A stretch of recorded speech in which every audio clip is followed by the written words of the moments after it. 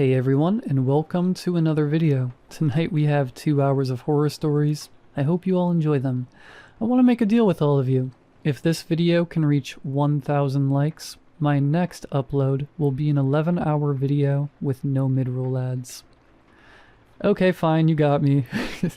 It's already scheduled. It's already going to be the next video. But if you want to drop a like just to let me know I'm doing a good job, just to support the content, I'd really appreciate that. Subscribing if you are new is also very much appreciated, as I do post content just like this all of the time. Sit back, do whatever it is that you do to relax, enjoy the 2 hours of stories with no mid-roll ads right after the ad break after this intro. There won't be any more ad breaks after that one. And as always, I hope you all have a great night. So, why is it called Hollow Skin Grove? Eli finally began a few minutes into our hike. I don't know. Heather returned. Probably named after a type of tree that grows around here or something. What? That's a lame answer. What do you mean you don't know? Isn't it your job to research the locations before we check them out? Well, yeah, but the location names aren't always the important part. Just because an area is allegedly haunted doesn't mean it'll be named after the legend. Yeah, it does. That's like 90% of haunted locations. Goatman's Bridge, Amityville House, Gettysburg Battlefield. Okay, well, Goatman's Bridge is a nickname given to Alton Bridge. It was named something else before it was haunted. Same thing with the Queen Mary. The boat isn't actually haunted by the Queen, dude. Look, all I'm saying is that Hollow Skin Grove definitely sounds like a location based on a local legend, more than the local flora. Heather shrugged. I don't know what to tell you. Well, I looked into it. All that came up was mentions of it in online forums, and nobody had seemed to actually walk all the way out to the place to confirm what it was. It was all inconsistent accounts from locals about strange noises and figures in the woods. Nothing to link the name to. Hang on. Eli snickered, slowing his pace and placing a hand to his head. You're telling me that we're walking miles out into possibly gator-infested bayous on the word of inconsistent accounts? Look, Eli, we're already scraping the bottom of the barrel here. We've hit all the big ones that we can afford to drive to. So unless you want to start funding plane tickets out of state, this is the best we got. My friend put his arms up in defeat, then crossed them with a smirk. Alright, fine. I'm just saying, we already drove 3 hours to get here, so it'd better be worth it. What's one of these so-called accounts? Convince me. I saw a slight smirk appear on Heather's lips, eager to finally flex her knowledge. Well, like I said, there was a lot of the usual stuff. People hearing noises late at night, screams, moans, ghoulish wails, standard ghost fare, she mocked, wiggling her fingers. But the thing that got me was the disappearances. One of these spots. Jackson finally cued in with a chuckle. How many this time? Allegedly? Quite a few. I didn't look into records and stuff for authenticity, but there are a few people who claimed it and gave names, so there has to be merit. A lot of decent-sized towns surrounding this area, so it's not unbelievable that the population could get lost out here. Jackson kept his hands stuffed in the pockets behind his overalls, but adjusted his shoulders nervously. I mean, isn't it possible that they just sort of got stuck in the swamp somewhere, fell into the water, and a gator ate them? That caused Eli to stop in his tracks. Oh, come on, Heather, really? Is that what we're walking into? I am not wading into the bog if... Okay, would you two chill out with the gators? Heather rolled her eyes. This area is clear. There haven't been wildlife reports on crocs in a long time. I made sure of all that. You think I'd want to be out here if that were the case? Hey, don't lump me in with Eli. Jackson chuckled. I was simply pointing out the possibility that maybe those whales and vanishings were not so paranormal. Always healthy to have a stick in the mud along for the ride on our paranormal hunting crew, I quipped at him with a smug look. Keeps us grounded. He flipped me off. Well, if y'all would let me finish my debrief, I could probably diffuse any skepticism you may be having. Heather teasingly huffed. Right. Carry on, I urged her. I had already heard the tale that I knew she was about to tell when she texted me about the spot, but I was eager to hear it again. Thank you, Shell. She gleamed showily before setting her face back into its ominous glare. So there's all these disappearances, right? And that's creepy enough, but get this. There's this guy on one forum, and this area is super low-key, mind you. Not the kind of place that people would actively just make stuff up over, like other urban spots. This guy comes in with a story about how he's out in the woods fishing, right? It's secluded, it's peaceful, and there seems to be a decent amount of fish. So he hangs around for a while, and gets carried away till the sun sets to about where it is now. I can feel the hot, humid air around us chill a bit as Jackson, Eli, and I look at the sky that Heather gestures to. The sun's nearly set below the fingers of the surrounding trees, casting the world in that silvery blue haze that comes with twilight, that scarce hour between the hushing of birds and the waking of crickets. A limbo where the comfort of day meets the unknown of night. My excitement grew as Heather continued. Now, according to him, he's a rugged redneck type, the kind that doesn't scare easy, and certainly doesn't fear the dark.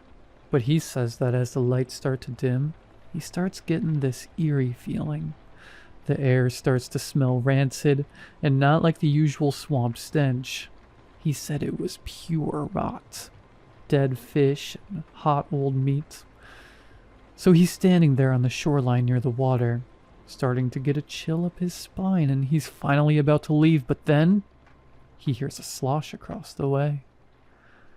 Heather stuck her boot out to a spot where enough water pooled to make a puddle and dragged her foot roughly through it, acquainting our ears with the same sound the man must have heard.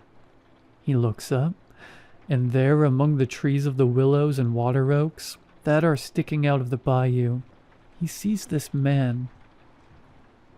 Oh, crap, Eli mutters, a tinge of excitement to his tone. He says, from what he can make out, the guy looks normal. Average size, plain build, hair not too long like he's wild or something. But the thing that stands out about him is his skin. The dude is pale as hell and completely naked, just standing in the middle of a swamp before nightfall. Oh, hell no, I chuckled, the anticipation building in my chest. I already knew the payoff, and Heather knew that I did, but she indulged me anyway. Oh, it gets worse, because the guy isn't even moving. He's just standing there, still as a statue, staring, sopping wet, with his eyes open wide and mouth hanging in a silent scream. What the? Jackson gasped. The guy who posted the story said that he just stands there, not moving, too shocked by what he's looking at. He says the guy doesn't move either, at least, not for some time. He just stands there with his arms out like this. Heather demonstrated by lifting her arms slightly from her sides and letting them hover there, inhumanly, uncomfortably. He said that as he stood frozen, eyeing the stranger down and waiting for him to make a move, he focused in on his face, and that's when he noticed it.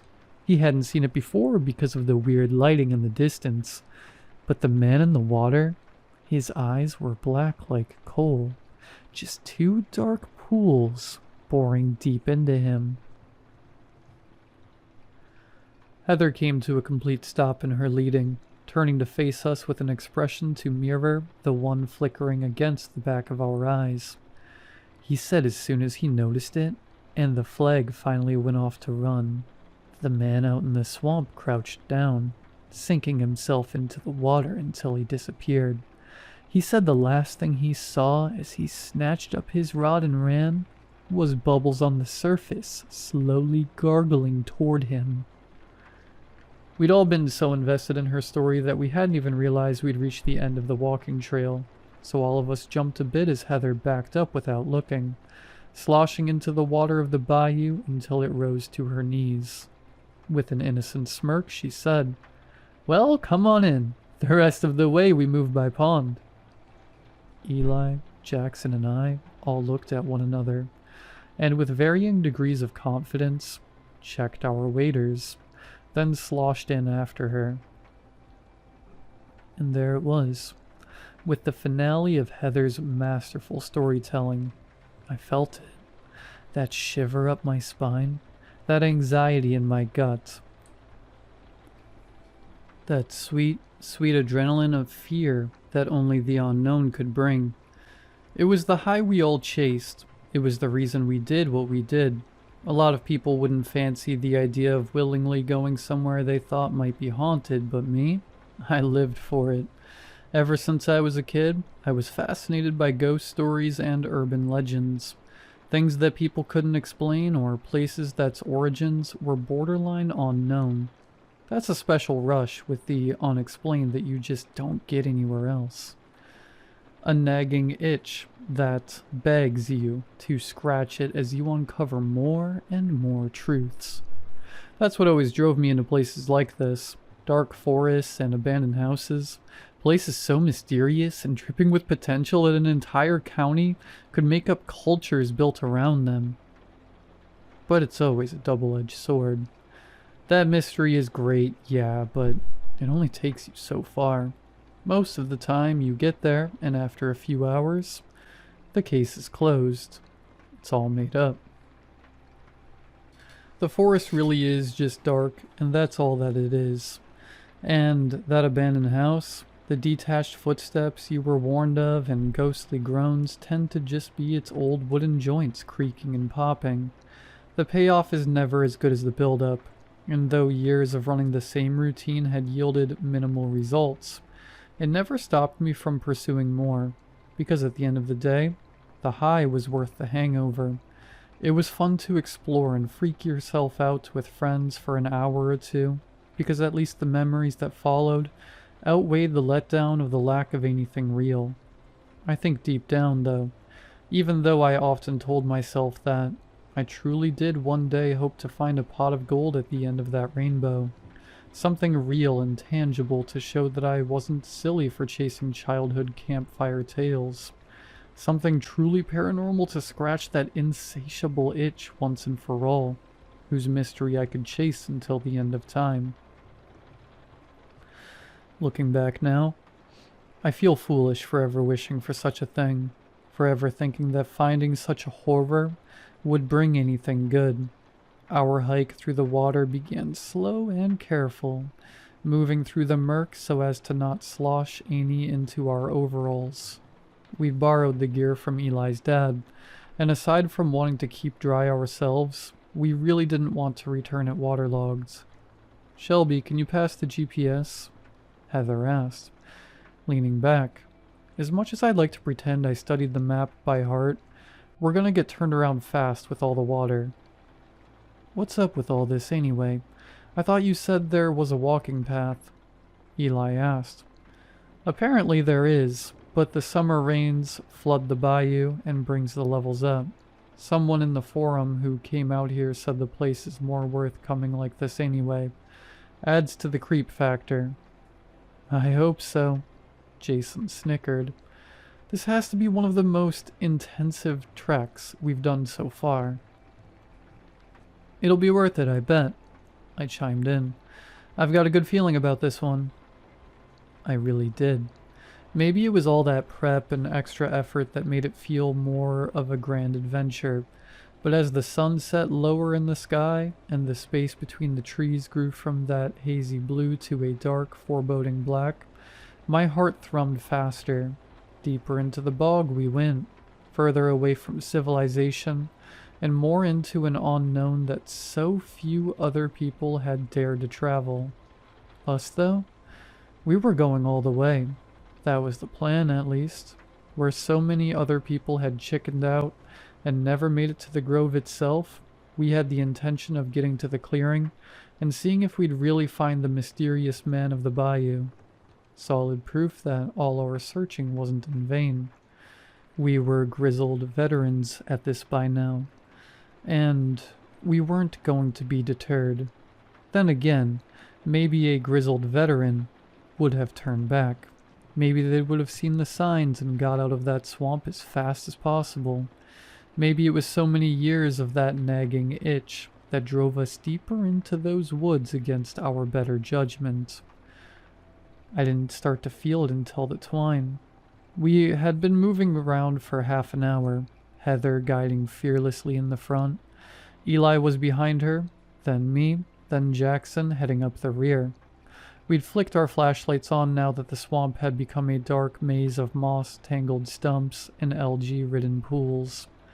I held my breath each time I swept mine through the trees, caught in the middle of both the desire and fear of spotting a man nestled among the dark bark. He never appeared, though, no matter how deep we went, and there wasn't a noise out of place save the occasional Huron song to join the chorus of cricket chirps. That changed when suddenly, Eli went tumbling forward in front of me, nearly toppling into the musky basin, if not for Heather's back to catch himself on. "Whoa, Eli," she scoffed as water sloshed up behind her, sprinkling her back and pouring a bit down her waders. She was mad, but once she saw the state of our friend, she stopped complaining. It was clear he got it worse. All of us tried to be sensitive, but we couldn't help but crack snickers as Eli stood back up, water dripping down his face and shirt as he glared unamused. Eventually our chuckles broke him down, and he started to giggle too. Yeah, laugh it up. It was bound to happen to one of us eventually. There was no way we made it out of here dry. "Of course it happens to you too, man." Jackson shook his head. "You good? What did you even trip over?" "I think a root or something. Whatever it was hooked my foot good." "Maybe it was this," I offered, shining my light in the space between him and I. Up from the depths, a thin line of string had surfaced. We all gathered to look and saw that it was just simple twine. Coarse hairs tangled together and bound to make a rope just thicker than a plastic straw. Heather reached out and pulled it up with a finger. We had gloves on, so none of us had qualms about touching it, but she still couldn't hide her disgust as the string dripped with pond scum and algae. Beneath it, we could barely make out the fibrous bright white the twine once was. "This looks man-made," Heather noted. "You did say this was a walk path," Jackson replied, grabbing one end and tugging. At first we thought the string was simply loose, but as he pulled, more emerged from the water, going taut somewhere beneath the surface near a tree, like it was tied to the stump. "If this is a flood area, they probably strung these up to make sure people could still find the trail." "I guess that would make sense," I nodded. Eli hesitated a moment before responding. "Either that, or it was a fence to warn to keep out." That sent another chill across the air, this one much stronger than the last. It was night now, and though Heather's recount was scary, nothing was more exciting than being closer to the grove, possibly finding the border that warned there was no going back. Still, even though I bought the boys' theories, something about the string put me off. It was unusually low to the ground for a guiding line, and though it could have slipped, it was also white. Wouldn't something for safety be a more fluorescent color like yellow or orange?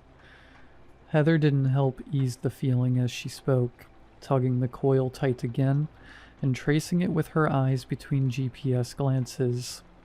"Well, my money is on Jackson. The rope leads along the same path we need to walk."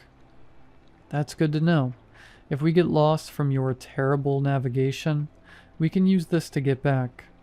Eli smirked.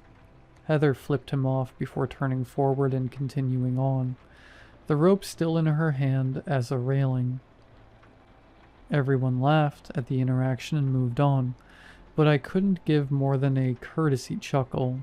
The rope on the abandoned path in the middle of nowhere that rarely anyone ever walked, led along the same path we were on.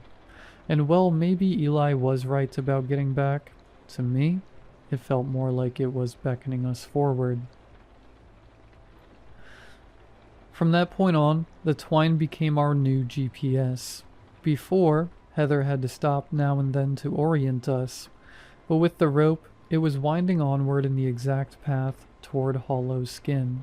Maybe Jackson was right, but the longer the rope ran, and the more stumps we found it lassoed to, the less it sat right with me. If this trail really was so obscure and unknown, why would someone take the time to hang lines up around it? We'd been down roads far more traveled with fewer safety precautions. Still, I didn't say anything yet. Nobody else seemed bothered by the occurrence, so I left it be, lest I amp up the fear too early into the journey. Turns out, I didn't have to. Our second omen to turn back came another 10 minutes later. We heard our first abnormal noise. Eli and Heather were small talking about the surrounding trees, pointing out a few barkless types that could be considered hollow-skinned. How is that hollow skin? Eli snorted.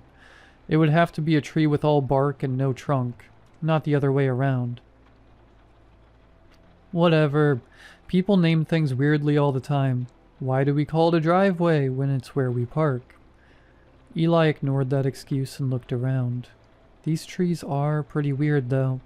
They look like regular oaks, so why do so many have their bark missing? Maybe termites, or something about this area makes it rot off. Heather fake gasped, then turned back and slapped his shoulder to a halt. Maybe the skin falls to the ground and becomes, get this, hollow. Boo! Eli scoffed. Jackson and I sat listening to their bickering with amused grins, the only other noise being the ambience of our sloshing and the nocturnal fauna. Then it wailed out. It was distant, yet too close for comfort, somewhere just off in the trees beyond our flashlight beams. A shrill, raspy whine. It was low and crackly at first, but slowly whined out to a steady tune after a moment, like somebody slowly scraped at an untuned violin string. It was impossible that we imagined it, because the forest heard it too. The symphony of the night went hushed around us, and our sloshing stopped. All flashlights shot in its direction, and the four of us held perfectly still, not even ripping the water pressed against our pants. We stood that way for what could have been an hour, and the whole time I don't think I heard a single person take a breath. But then water sloshed from behind a tree. At that, I let out a yelp, and Eli swore under his breath. All of us pivoted in the water and took a few steps back, but with the murk pushing back against us, we didn't make it far. Whatever was coming at us was much faster, and we didn't stand a chance. In the chaos, Heather finally managed to shine her beam in its direction to get a clear view of our attacker, and an offended river otter squinted its eyes as we rudely blinded it before ducking away from us and submerging in the water. All of us stopped our frantic thrashing and panted before turning inward to make eye contact. In our wild sprint, we'd all joined Eli among the wet and waterlogged. Slowly, we broke into laughter. Alright, that may be the most terrified I've ever been on one of these expeditions. Jackson chuckled. That scared the piss out of me. Literally, Eli said, looking down. You all may want to clear away. Shut up, Heather splashed him, wiping her own face and sighing. God, When people said they heard things out here, I thought for sure it was just gonna be owls or something. What the hell was that? There's no way it was the otter. I chuckled nervously. I was amused by the whole situation myself, but admittedly, I was still pretty freaked. It came from way past it. It could have been a bird call, Jackson pondered, looking back to the shadows we'd heard the sound from. There are some animals that sound creepy like that. Hell, even mountain lions at night sound like women screaming. Maybe, Eli agreed. But whatever it is, I don't think I care to find out. Was that a good enough fill for this trip? We all got a good kick of adrenaline and were soaking wet. So I think that's a win in my book. Finally, having an out, I jumped in. Yeah, honestly, even if that was an animal, I don't know if it's one we want to see.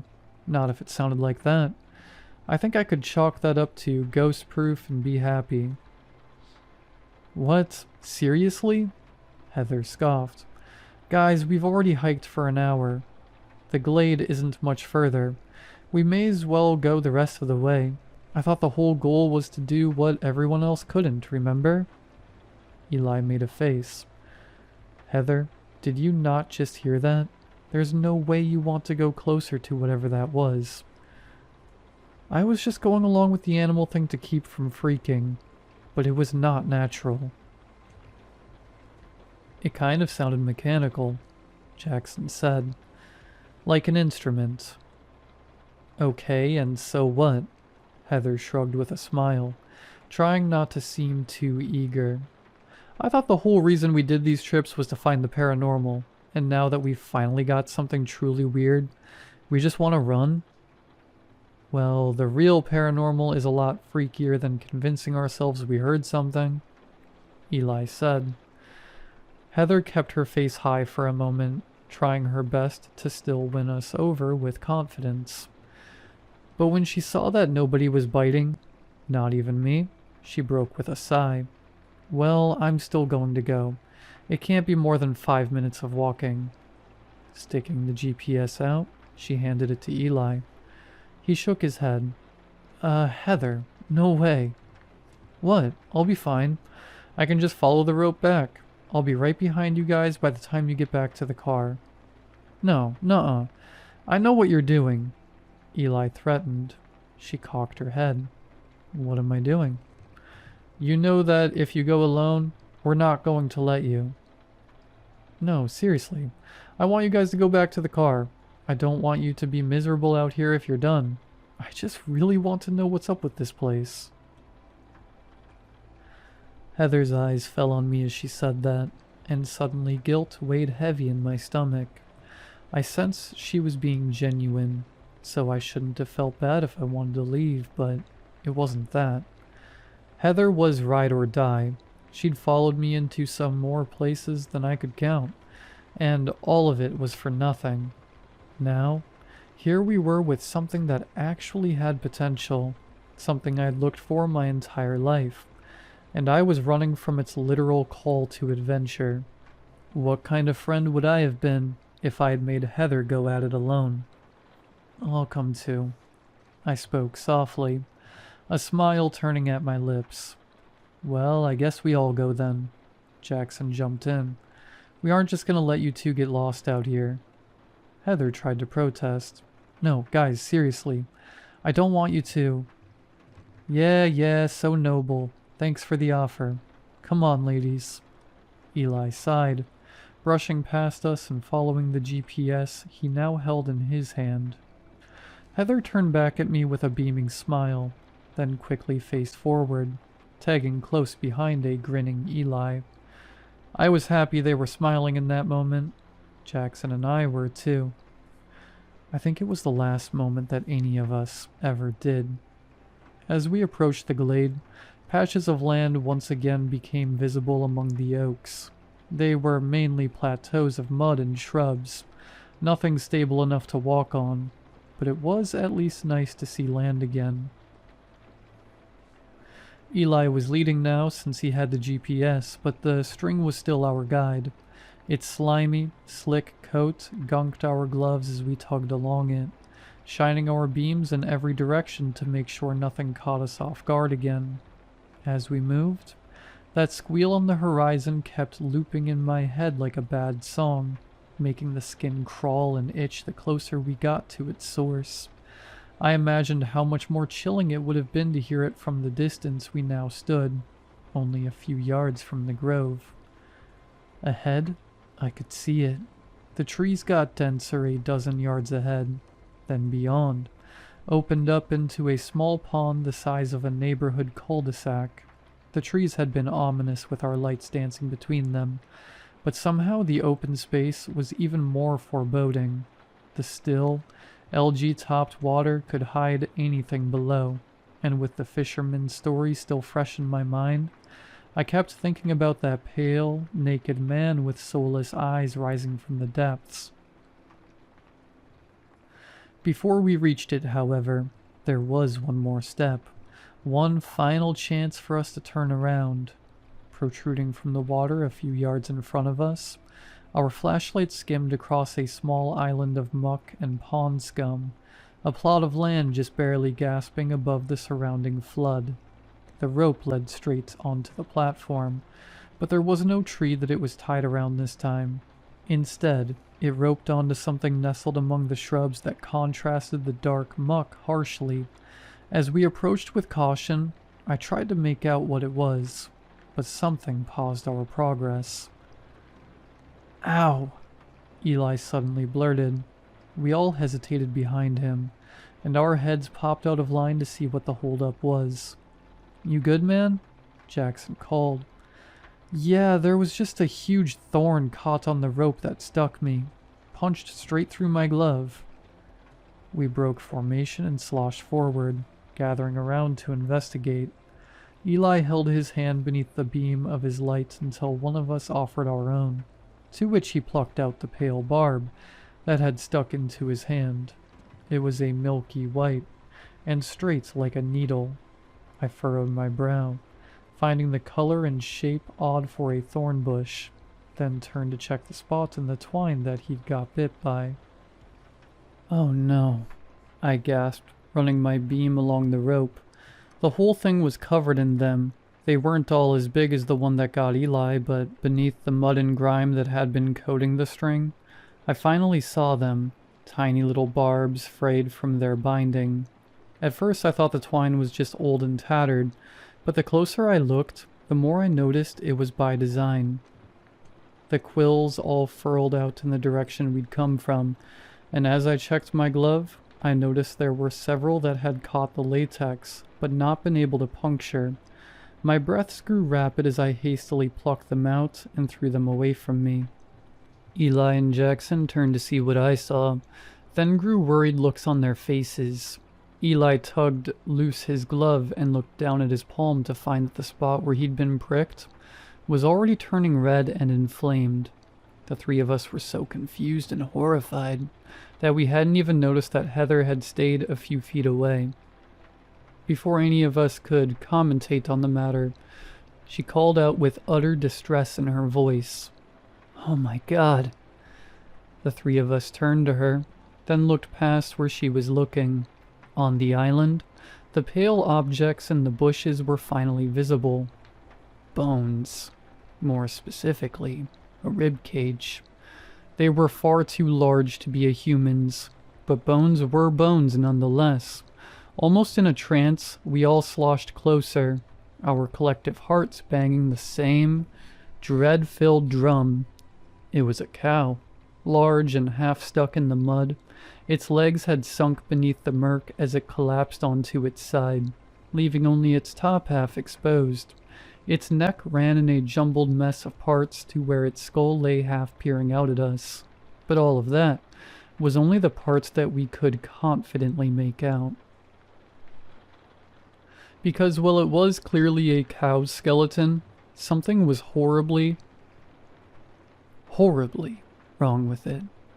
Scraps of flesh and fur still clung to bits and pieces of it, as well as a strange, spongy red meat, porous with holes and glistening in our lights. Its bones in places along the rib cage had seemingly grown outward, fusing together at spots to make solid bridges, almost like a barrel of bone and marrow. All of that maybe could have been explained away by strange decomposition conditions or a birth defect, but what we couldn't deny was what covered the rest of it. Along its femurs and spinal cords were strange bubbles in the bone, bumps like the burls on a tree.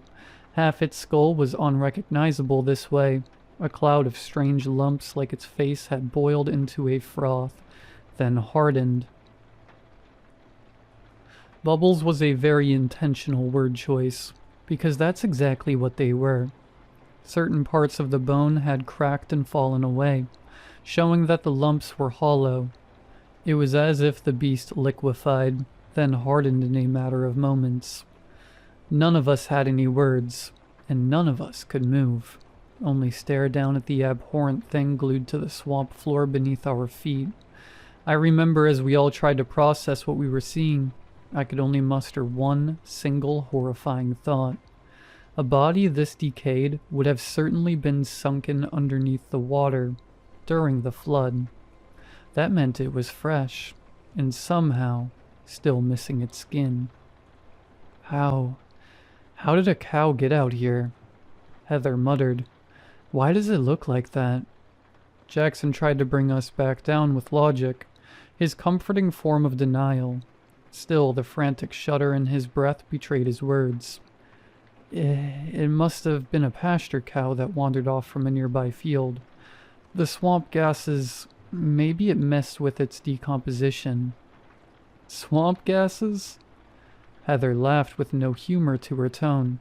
Jackson, you need nuclear waste to do that to a body. What is this? I don't know. I cut in. But we've seen enough. We need to leave. Now. Heather looked down at the body with wide eyes and shallow breath, nodding in agreement. Seeing her go from so adamant to continue to downright petrified only compounded my fear. I had never seen the girl so afraid in my entire life. If even she felt something was wrong, then something was undoubtedly wrong. Finally, we were all in agreement to leave, but even though we'd taken that last chance, it was too late. A sloshing from the clearing ahead made us all jump and stagger back. Whipping our beams up into the shadow, the sprawling pool before us ignited beneath the ghastly white beams of our flashlights.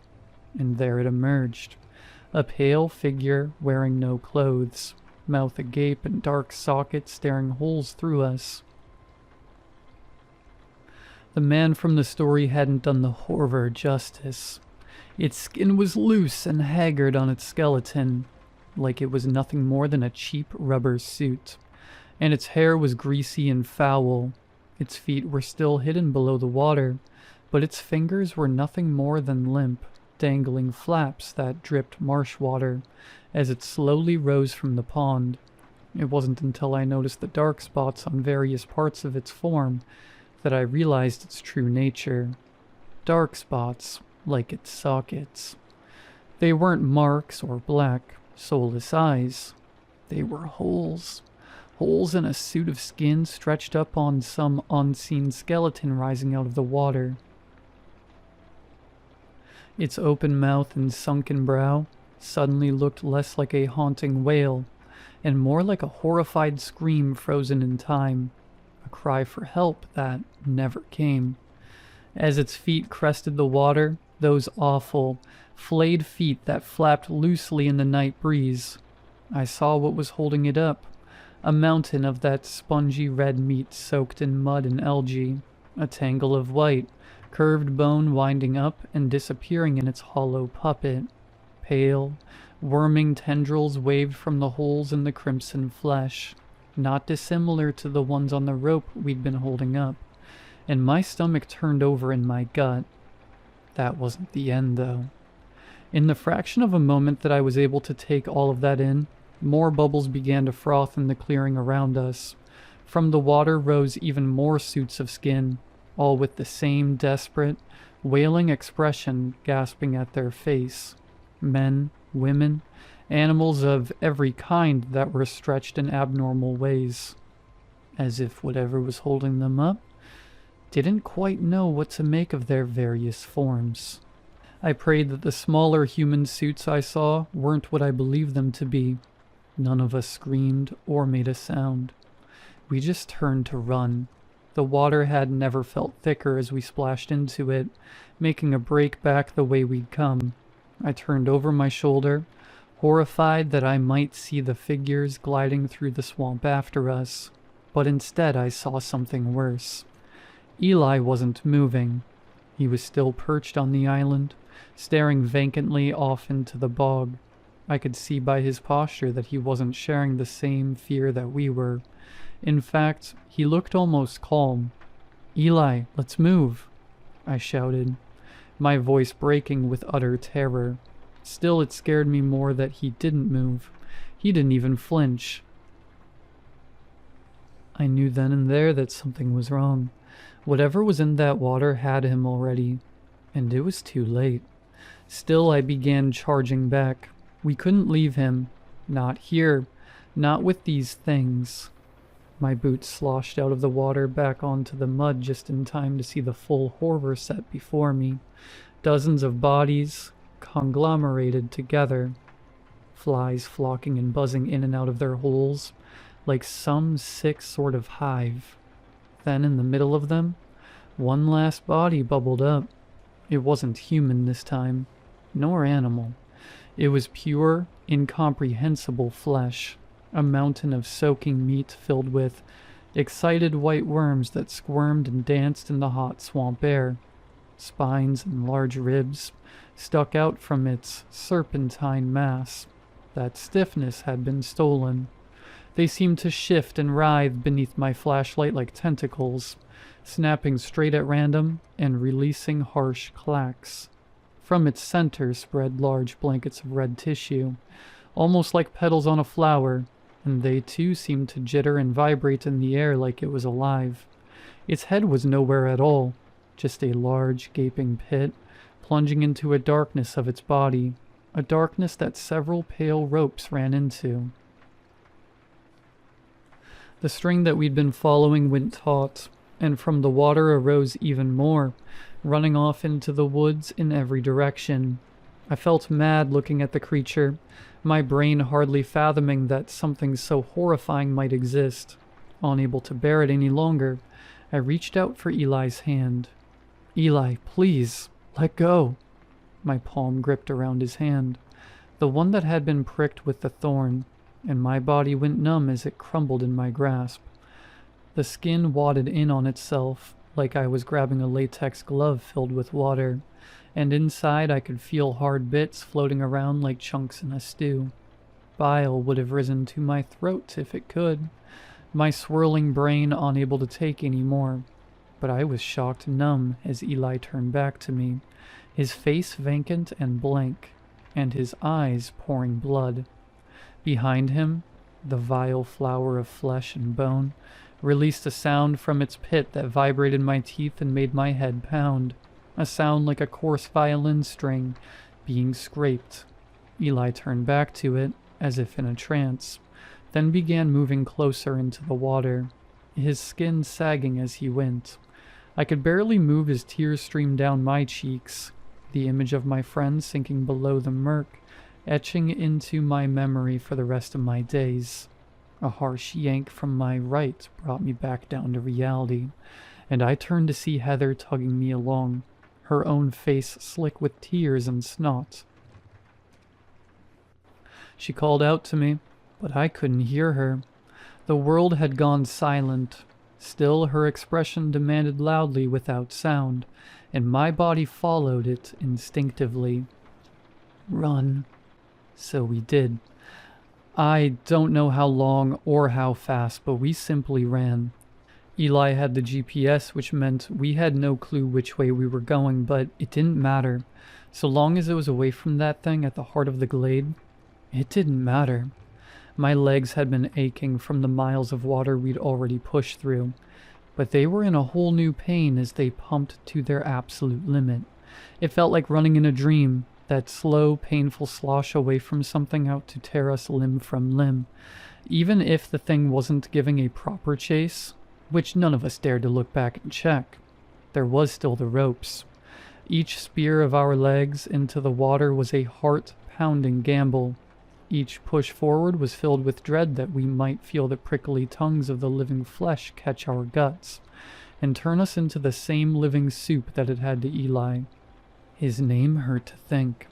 It hurt even more with each step we ran away from him, leaving him to whatever fate had swallowed him whole.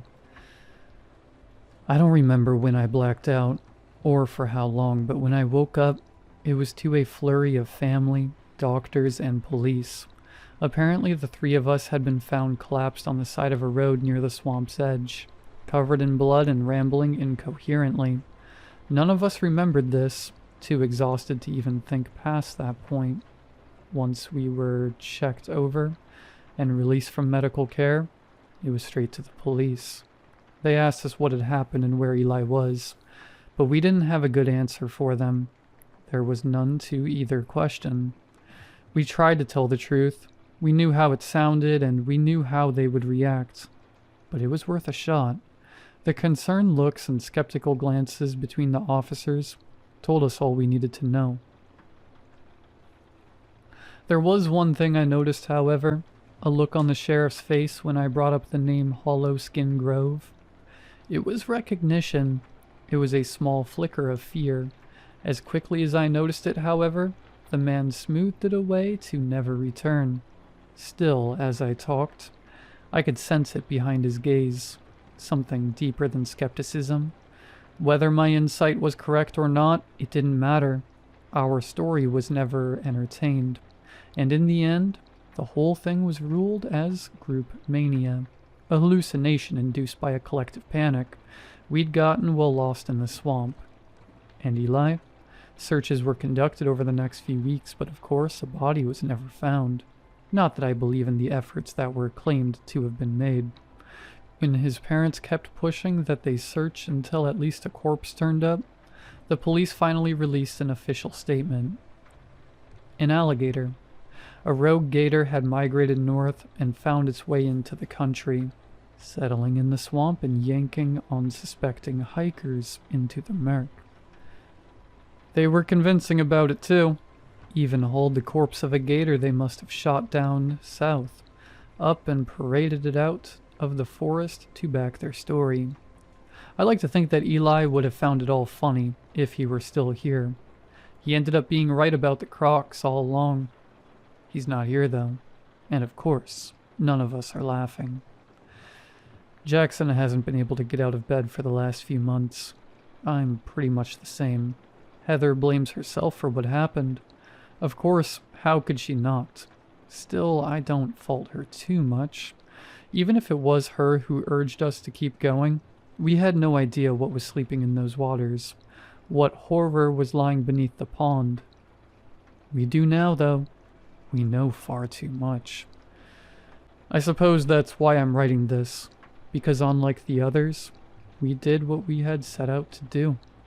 We went to the end of Hollow Skin Grove and found out what was there. So despite what you see about it hushed whispers on forums, and in the quiet corners of the internet, I'm begging you, if you're a thrill seeker like we once were, don't go to Hollow Skin Grove. I assure you, whatever it is you'll find there is more horror than you ever want to witness.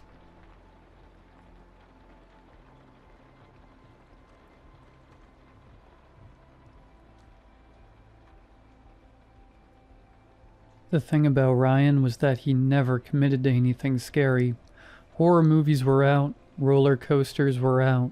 Even choosing colleges stressed him out because it meant closing doors, making something real and final. His therapist called it decision paralysis. I called it self-preservation. When your dad walks out and your mom stops getting out of bed, you learn that some questions are better left unasked. I understood that. Ryan's mom had that kind of depression that kept the curtains drawn for weeks at a time. His dad left when Ryan was 11, And the last thing the guy said before walking out was that Ryan needed to man up and help your mother. So Ryan learned to be quiet, to fade into the background of rooms, to make himself small enough that his presence wouldn't be another burden to anyone to carry. Casey was the opposite. She took up space like she'd been told her whole life she deserved to. Student council, debate team, Instagram aesthetic, so carefully curated it looked effortless. Her parents were the kind of people who showed up to every event with professional cameras, who had her entire academic future mapped out on a literal poster board in their home office. Yale, then law school, then partnership in her father's firm. The thing was, Casey actually wanted none of that. She told me once, sophomore year, that she wished she could just work in a plant nursery, spend her days with her hands in dirt, helping things grow. But she'd said it like it was a joke. Like the idea of disappointing her parents was so unthinkable, it could only exist as fantasy. And Luke? Luke was more complicated than I wanted him to be. He was tall, yeah, played varsity football, had the kind of easy confidence that came from never being told he couldn't do something. But here's the thing nobody else seemed to notice. Luke's dad hit him, not often enough to leave marks that lasted, but enough. I'd seen Luke flinch once when Ryan clapped him on the shoulder too suddenly, seen the way he stood sometimes, favoring his left side like his ribs were sore. He never talked about it, and I never asked, but it was there between us like smoke. That's why he cheated on Casey, probably. Self-sabotage is a kind of protection. If you ruin it first, nobody can take it from you. I understood the logic even if I hated what it did to her, even if watching her take him back felt like watching someone walk into traffic. Me? I was just trying to get through high school without my own damage becoming everyone else's problem. The folklore started on a Reddit thread. Someone's uncle's co-worker knew a guy who'd gone into the woods behind County Memorial and came back wrong. Different.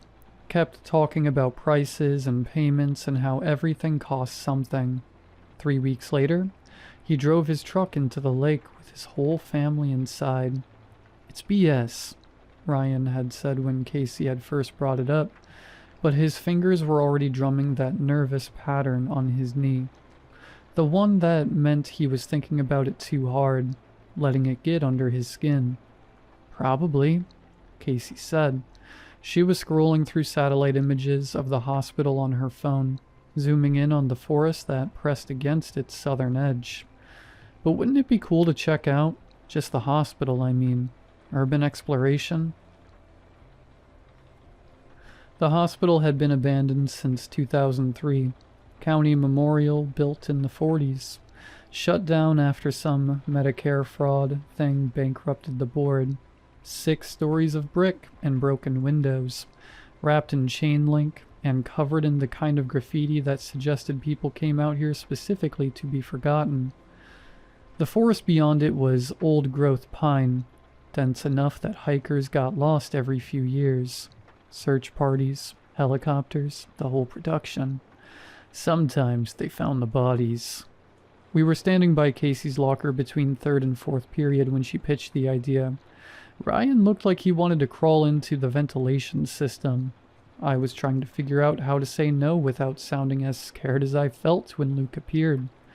He had his way of moving through crowds like they were designed to part for him. People just stepped aside. He came up behind Casey and wrapped his arms around her waist, lifting her off her feet. She shrieked, kicking her legs, laughing in that way that made my stomach hurt. "What are we talking about?" Luke asked, setting her down. Casey turned in his arms, already grinning. "The hospital, the one with the woods out back. We're thinking of exploring it." "Sounds boring," Luke said, but he was looking at me when he said it, one eyebrow raised. "Unless you're afraid." There it was. The hook. Luke knew exactly what he was doing. He'd been doing it since middle school. This casual needling that made saying no feel like admitting weakness. It was manipulative and obvious, and it worked anyway because I was 17 and stupid. "Tonight," I said. 7 o'clock. Luke smiled. Ryan looked like he might throw up. I told my parents I was sleeping at Ryan's. They barely looked up from their respective screens. My dad worked in insurance. My mom taught elementary school, and both of them seemed relieved I had friends to occupy my time. Teenagers were a mystery they decided not to solve. I climbed out my bedroom window at 6:30, dropping into the backyard with an impact that made my ankles ache. My bike was old, inherited from a cousin, and the chain made a clicking sound that seemed too loud in the quiet suburban evening. I texted Ryan that I was heading out. He sent back a thumbs up and nothing else. The hospital was 4 miles away, past the nice part of town and into the part where houses had bars on the windows. The sun was setting, turning the sky the color of a bruise. By the time I reached the parking lot, full dark had fallen. The place looked worse than the photos suggested. The fog was real, thick enough that it pooled in low spots like something liquid. The hospital loomed beyond it, all those shattered windows like eye sockets in a skull. Someone had painted Memento Mori across the main entrance in dripping red letters. My breath came out in clouds. October in New England, the kind of cold that got into your bones and stayed there. I tried Ryan's phone. It went straight to voicemail. Casey's rang 4 times and went to her cheerful recording. I took a photo, posted it to Instagram with the caption, "Bad decisions loading," and watched it get 3 likes before I'd even pocketed my phone. Headlights swept across the lot. Luke's Camaro, black and impractical. His dad's cast off. The engine ticked as it cooled. Luke climbed out first, Casey from the passenger side. She was wearing his Letterman jacket over her hoodie, drowning in it. "Jesus," Luke said, breath fogging. "It's freezing. Remind me why we're doing this?" "Adventure," Casey said, but she'd lost some of that enthusiasm from earlier. She looked small in the empty parking lot, younger than usual. "Ryan's not here yet," I said. Luke snorted, probably chickened out. Then we heard the bike. Ryan came pedaling into the lot like he was being chased, skidding to a stop next to mine. His helmet was crooked, his face flushed red from cold and exertion. "Where the hell were you?" I asked. "I called." "Got lost," Ryan panted. "No signal out here. Everything looks the same in the dark." Casey was staring at the hospital now, really looking at it. "Maybe this is stupid," she said quietly. "Maybe we should just go home." "We drove all the way out here," Luke said. He was already walking toward the building, hands shoved in his jacket pockets. "Come on." We followed the fence line around to the back. Up close, the hospital felt worse. Bigger, more present, like it was aware of us in some fundamental way. The windows on the ground floor were boarded over, but higher up they gaped open, and I kept expecting to see movement in them. A face, a hand. Ryan was breathing too fast, that panicky rhythm that meant he was spiraling. I'd seen it before, usually during tests or when his mom called during school. The forest pressed against the fence, trees so dense they looked solid, pine and oak and something that made the air smell like decay. We found a spot where someone had cut the chain link and peeled it back like the lid on a can. "So we're really doing this?" Casey asked. Nobody answered. Luke went first, ducking through, then Casey, then me and Ryan, who looked like he was walking to his execution. The forest was colder. That shouldn't have been possible, but it was. Our phone lights made narrow tunnels in the dark, catching on bark and exposed roots and something that might have been animal bones. We walked single file, Nobody speaking. There was no path, just trees and darkness and the sound of our breathing. 5 minutes in, Luke stopped. "This is stupid," he said. "There's nothing here. Let's go back.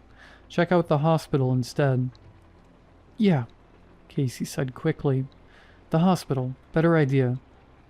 We turned around. That's when something moved in the trees behind us. Heavy, deliberate. The sound of something large displacing air. Casey backed into Luke, grabbing his arm. Ryan had gone statue still, and when I looked at him, his face had lost all color. "Animal," Luke said, but his voice was wrong. Too high. The thing moved again, closer, and with it came a sound like wind chimes made of bone, a clicking rattle that made my teeth ache. It stepped into the light. I want to tell you I processed what I was seeing, that my brain took in the details and categorized them in any useful way, but that's not what happened. What happened was my mind just stopped, like a computer program hitting a fatal error. 7 feet tall, maybe more. A shape that suggested a body, but refused to confirm one. Draped in moss and forest rot. Organic material that might have been fabric or flesh, or something in between. And the head? God. A deer skull, bleached white. Antlers, spreading like broken fingers. Around its neck, strung on what looked like sinew, hung dozens of teeth. Human teeth, maybe. Or animal. The distinction seemed less important than the fact of their existence. It had no eyes, but I felt it looking at us, looking into us. Luke made a sound I'd never heard him make before, something between a sob and a laugh.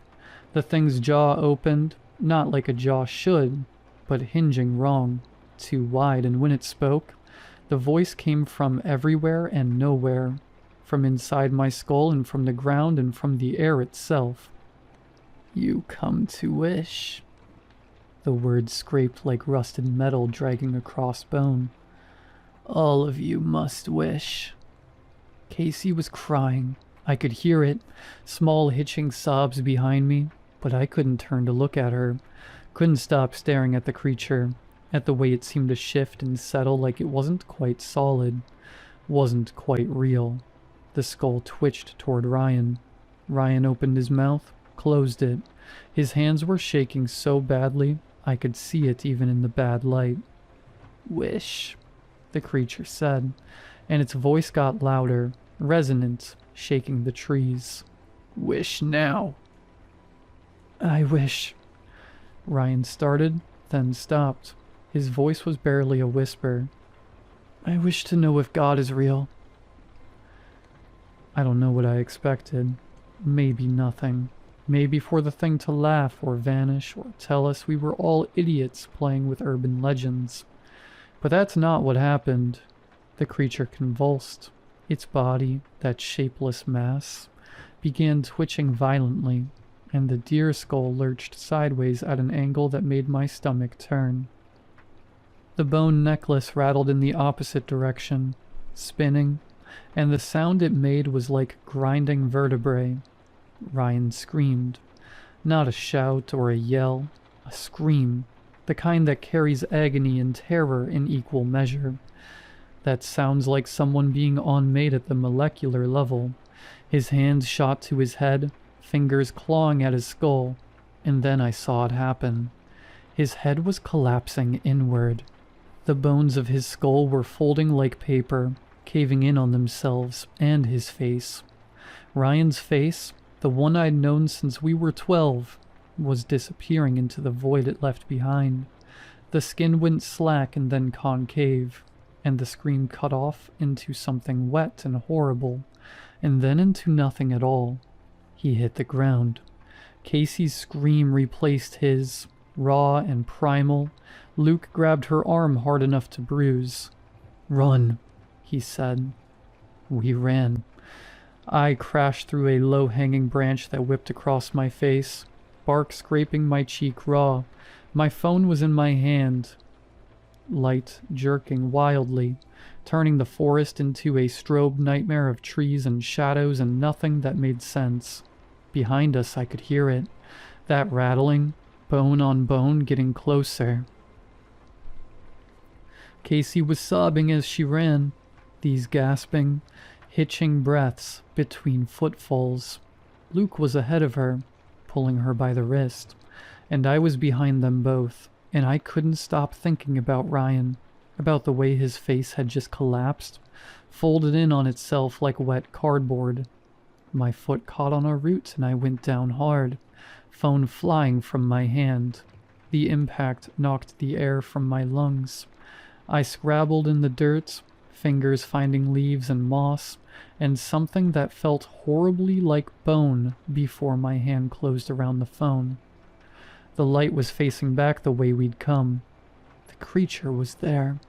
Not far, maybe 20 feet, moving through the trees with that horrible fluid motion, branches bending around it like they were afraid to touch it. The deer skull was angled toward me, antlers scraping against bark, and the bone necklace swayed and clattered with each movement. I could see details now that I hadn't before, the way the moss covering its body seemed to grow and shift, pulsing like something alive. The teeth on the necklace weren't all the same size. Some were small, child-sized, others were long and pointed, predator teeth. And there were other things strung between them, small bones, finger bones maybe, and something that looked horrifyingly like a dried human ear. "Get up," Luke's voice, somewhere ahead in the darkness. I rolled onto my hands and knees, pushed myself up. My ankle screamed in protest, but held. I ran. The forest had become a maze. Every tree looked the same. Every shadow held something terrible. My lungs burned. The cold air felt like breathing broken glass. I could hear Luke and Casey ahead, crashing through undergrowth, and I pushed harder, trying to catch up. Behind me, that rattling never stopped. It stayed constant, rhythmic, like the creature was pacing itself, like it knew it didn't need to rush, like this was all part of something it had done 1,000 times before. My phone light caught Casey's jacket ahead, that bright red. I focused on it, used it as a beacon. We were running uphill now, the ground getting steeper, roots reaching across the path like fingers trying to trip us. My thighs burned. My ankle throbbed with each impact. Then Casey went down. She cried out, a sharp yelp of pain, and Luke skidded to a stop. I nearly crashed into him. Casey was on the ground clutching her leg, her phone a few feet away casting crazy shadows across her face. "I can't," she gasped. "My ankle, I can't." Luke looked back. Even in the bad light, I could see his face. The calculation happening there, the math of who lives and who dies. "Help me get her up," I said, moving to Casey's other side. We each took an arm, hauled her to her feet. She whimpered, tried to put weight on her right leg and nearly collapsed again. Luke and I locked our arms behind her back, made a kind of chair. She looped her arms around our necks. We moved slower now, so much slower. Casey's weight between us, her breathing ragged in my ear. The creature's rattling got louder, closer. I could feel its presence like a pressure change, and the air itself was being displaced by something too large, too wrong. "There," Luke panted. "I see the fence." And there it was, chain link glinting in our phone lights, and beyond it, the dark mass of the hospital. We were coming at it from an angle, not the way we'd entered. This section of fence was intact, but there was a spot maybe 10 yards down where it had been peeled back. We staggered toward it, Casey's weight making every step feel like we were wading through concrete. 5 yards. 3. Behind us, branches cracked. Not the small pops of twigs breaking. The deep groan of something large pushing through resistance. I risked a look back. The creature had closed the distance. It was right there, maybe 15 feet away, and in the better light near the fence line, I could see it clearly for the first time. It wasn't wearing the moss and rot. That was its skin, bark and organic material, fused together into something that might have once been alive, but had evolved past that into something else. The deer skull was partially embedded in its body, grown into it, and where the skull ended and the body began was impossible to determine. The antlers weren't antlers at all. They were bones, human bones, femurs and radius and ulna, all twisted and fused together into that branching structure. And the worst part, the part that made my bladder almost let go, was that the skull was moving. Not the creature's head, but the skull itself. The jaw was opening and closing in a rhythm that matched the rattling of the bone necklace, and I could see something behind the bone, something dark and writhing, like the inside of the skull was full of worms or maggots, or things that squirmed. "Go, go, go!" I screamed. We hit the fence line. Luke dropped Casey's arm, grabbed the peeled back section and hauled it up. The metal shrieked. Casey went under first, on her hands and knees, crawling. I was right behind her, and behind me I could hear the creature moving faster now, could hear that rattling building to a crescendo. I was halfway under when I felt something grab my jacket. Not a hand, nothing as simple as a hand. Something that felt like it had too many points of contact, like it was gripping me in 6 places at once. The fabric pulled taut, yanking me backward, and I screamed. Casey was on the other side, reaching back through, grabbing my arms. Luke was there too, pulling. I was caught between them, the fence cutting into my back, the creature's grip tightening. I could smell it now, rot and earth and something sweet underneath, like decomposition, like meat going bad in the sun. My jacket tore. The sound was loud, that ripping canvas noise, and suddenly I was sliding forward, under the fence, Luke and Casey falling backward with me on top. We landed in a heap on the asphalt. I rolled, looked back. The creature was pressed against the fence, not trying to climb it or break through, just standing there, that deer skull tilted, watching us. The bone necklace had gone still. In the parking lot lights I could see my jacket, or what was left of it, hanging from one of the fence posts. It was shredded, not cut. Shredded like something with claws had grabbed it. But the creature had no hands. "Come on," Luke said, already pulling Casey to her feet. "The hospital. We get inside, we're safe." I didn't know what made him think that. Didn't know what made him think we'd be safe anywhere. But the alternative was standing here in the parking lot while that thing watched us. So I got up and ran. The hospital entrance gaped open. Someone had torn the boards off years ago. Inside was darkness, deeper than the forest.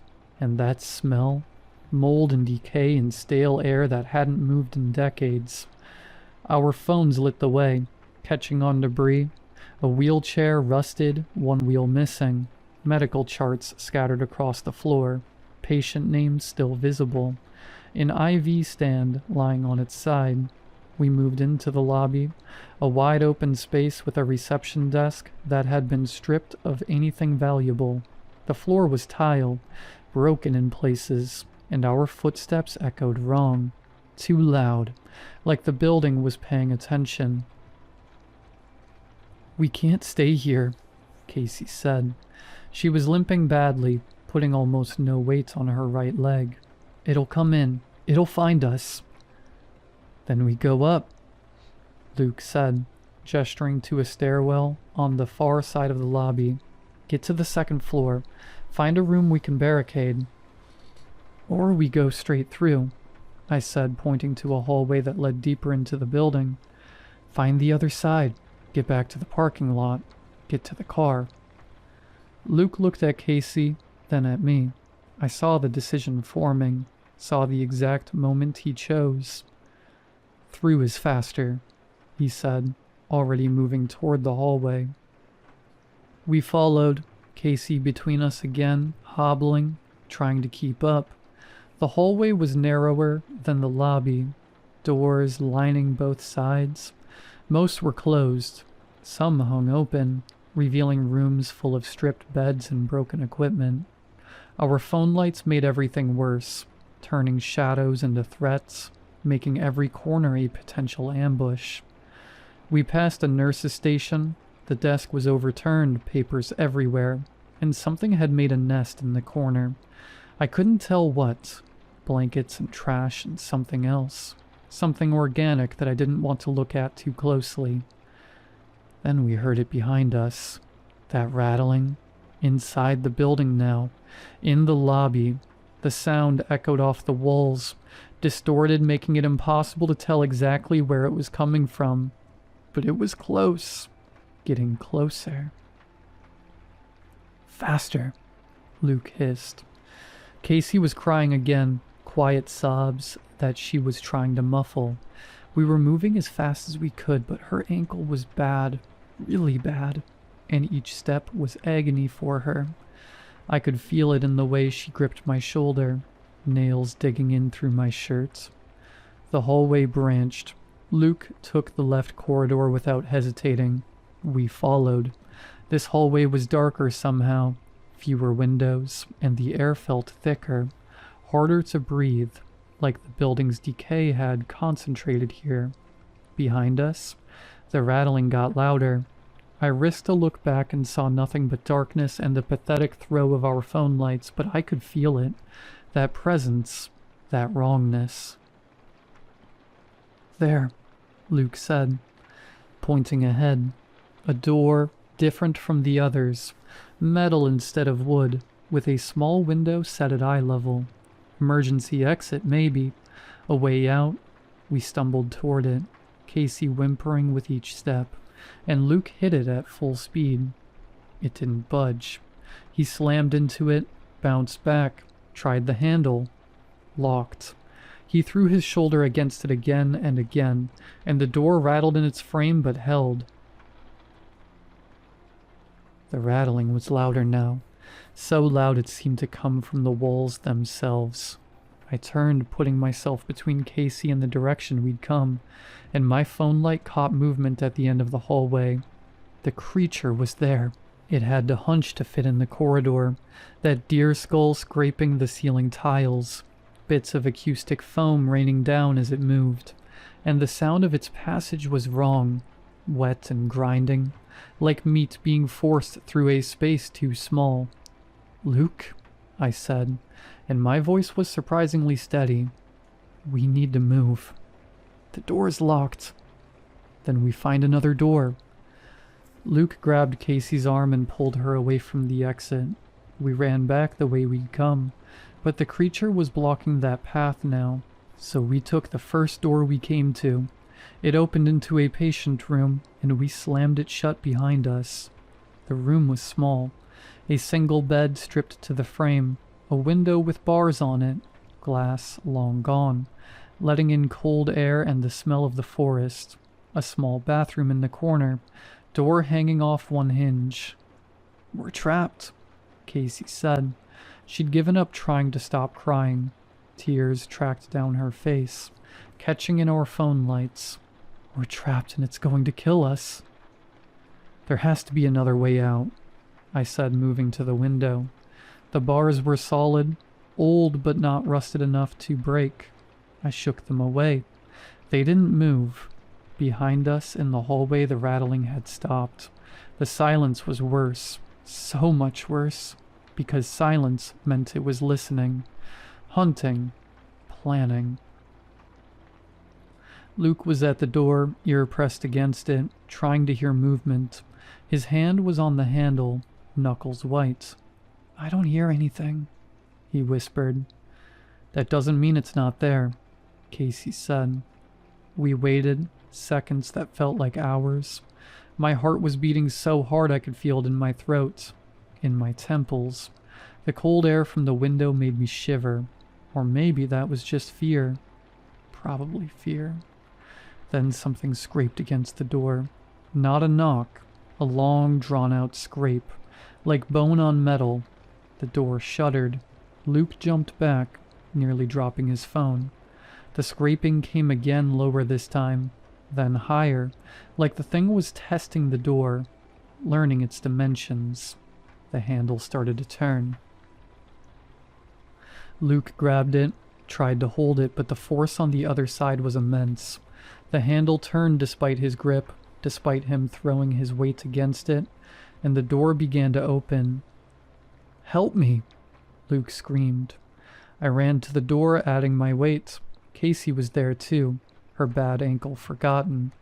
All of us pressing against the door as it slowly, inexorably opened. It was like trying to hold back a freight train, like trying to stop gravity. The door opened 6 inches, then a foot. Through the gap I could see the hallway, and I could see the creature. It had changed, or maybe I was just seeing it more clearly.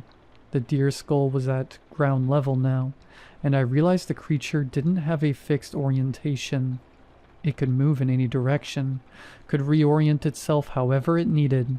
The skull was sideways now, antlers scraping the door frame, and behind it, that body of moss and rot and wrong. And in the darkness behind the skull's eye sockets, I saw movement, saw things writhing. The door opened another foot. "The bathroom!" Casey screamed. "Go, go!" We broke, all of us at once, abandoning the door and sprinting for the bathroom. It was tiny, barely enough room for the 3 of us, but we crammed inside and Luke grabbed the door. This one was lighter, flimsier, but it had a lock. He turned it just as the patient room door slammed open behind us. The creature filled the doorway. Through the crack at the bottom of the bathroom door, I could see it. Could see that mass of organic material spreading across the tile, and the shadow it cast was wrong. Too many angles, too much depth. Then came the voice. "Wish," it said, and the word rattled through the building. "Must wish. All must wish." Luke's face was white. He was backed against the sink, hands gripping the porcelain like it was the only thing keeping him upright. Casey was in the corner, arms wrapped around herself, rocking slightly. The door shuddered. Something hit it. Heavy, and the wood cracked. "Wish," the creature said again. "You wish now." The door splintered. Wood shards exploded inward. A piece hit my arm, drawing blood. Through the hole in the door, I could see the deer skull, could see those empty eye sockets looking in at us. Luke's voice came out strangled, desperate. "I wish you were dead," he said. "I just wish you were dead." The creature's response was immediate.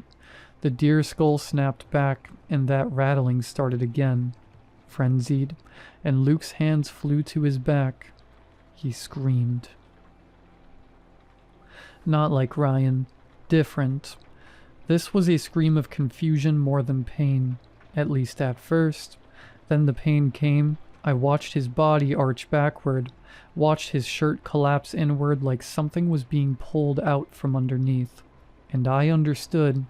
The creature was removing his spine, not all at once, bone by bone, vertebrae by vertebrae.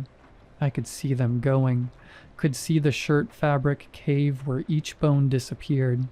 Luke's body bent backward, farther than any body should bend, and the scream went on until his lungs couldn't support it anymore, and it became a wet gurgle. Then he fell. Casey was screaming, had been screaming. I grabbed her, pulled her close, but she fought me, pushed me away. "No," she shouted at the creature, at the deer skull watching us through the broken door. "I wish none of this ever happened. I wish we never came here." And the world broke. That's the only way I can describe it. Reality fractured like glass, and through the cracks I could see something else. Other versions of this moment. Other timelines where we made different choices, where we didn't come, where we turned back, where Ryan said something else, all of them existing simultaneously, overlapping, bleeding into each other.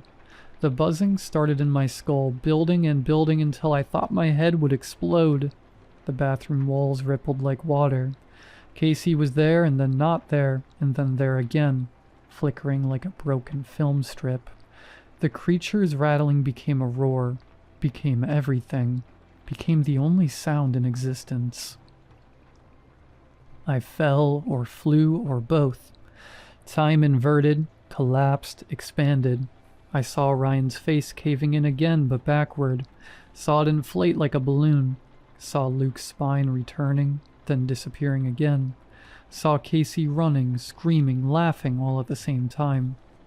Then it stopped. Complete silence, complete stillness.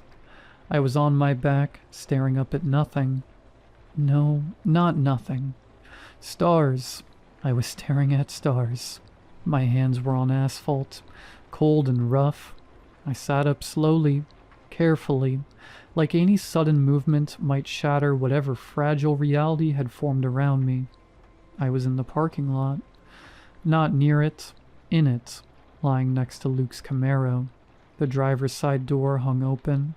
The dome light was on, casting everything in sickly yellow. I stood. My legs shook but held. I turned slowly, taking it in. The parking lot, the hospital in the distance, the forest pressing against the fence line, and Luke's car. I knew before I looked. Somehow I knew, but I looked anyway. Luke was in the driver's seat, slumped over the steering wheel, his body bent at an angle that was only possible because there was nothing inside to stop it bending that way. His shirt had collapsed inward, empty, and even from outside the car, I could see the void where his spine should have been. I made a sound, not quite a scream, not quite a sob, something in between. I walked around to the passenger side on legs that didn't feel like mine, opened the door with hands that had forgotten how to shake. Casey was there, folded in on herself like origami. Her torso compressed, caved in, her body bent over her knees in a way that revealed the complete absence of ribs. Her rib cage was gone, removed, taken as payment. Her head rested on the dashboard, eyes open but not seeing. Not anymore. I closed the door carefully, gently, like she might wake up if I made too much noise. Ryan's bike was still there, still propped against the light pole where he'd left it. Ryan was next to it. I couldn't look at him, not directly. My eyes skated away from what was left of his face, from the collapsed ruin of his skull, but I saw enough. I saw the bike visible through where his head used to be. I saw the way his body looked, boneless, deflated. I sat down on the parking lot, right there on the cold asphalt, and I laughed. Not because anything was funny, just because something had to come out, and laughter was what my body chose. It turned into crying pretty quickly, then back to laughing. Then I couldn't tell which one I was doing more. Eventually, I called 911. I told them there'd been an accident at County Memorial. They asked what kind of accident, and I said, "You need to come. Just please come." The cops arrived first, then the ambulances, then more cops. They separated me from the bodies, wrapped me in a foil blanket, asked questions I couldn't answer. What happened? Where were you? What did you see? I told them the truth. All of it. The creature, the wishes, the hospital. They wrote it down with the kind of careful attention people give the clearly insane. By morning, I was in the back of a police car. By afternoon, I was in a psychiatric ward. They were kind. That's what made it worse. Everyone so gentle, so understanding. Asking me about what I'd experienced, nodding when I talked about the creature, taking careful notes. The medications came in little cups, pills that made everything feel distant and manageable. It was a psychotic break, the doctor told me after the first week. Trauma manifesting as hallucination. You survived something terrible and your mind created a narrative to cope. I learned to agree with him. Learned to say the right things. To show the right amount of progress. 3 months of good behavior. Of taking the pills. Of going to group therapy and pretending I believed what they believed. Then they approved an outing. A supervised trip back into the world. "We think you're ready," the doctor said. "Ready to reintegrate." I know where I'm going. I know what I'll do. The creature said we all had to wish. Ryan did, Luke did, Casey did. But I never made mine. The creature is still waiting. It has to be. Those are the rules. I'll go back to those woods. I'll find it in the darkness between the trees. And I'll say the words that have been circling in my head for 3 months. The only wish that makes sense now. Maybe it won't work. Maybe the creature is gone. Maybe the rules don't function that way. Maybe I'm just crazy after all, and I'll wander those woods until I die of exposure. But I have to try. Because this, right here, breathing and walking and pretending to be alive while they're in the ground, this is the real horror. This is the real price. And tomorrow, I'm going to pay it.